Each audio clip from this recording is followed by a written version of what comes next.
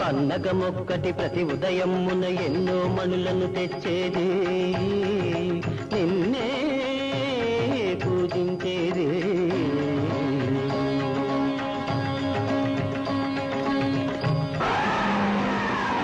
పాముయు నర్చిన పూజను మెచ్చక ఏనుగు రాణిని తుడిచేది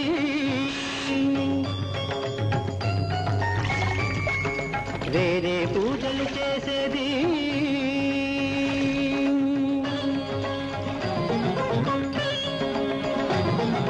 ఒకరుగా నచ్చిన పూజలు నల్లని కరికమ్ములు పగబూని తరుణము కొరకై వేచినవి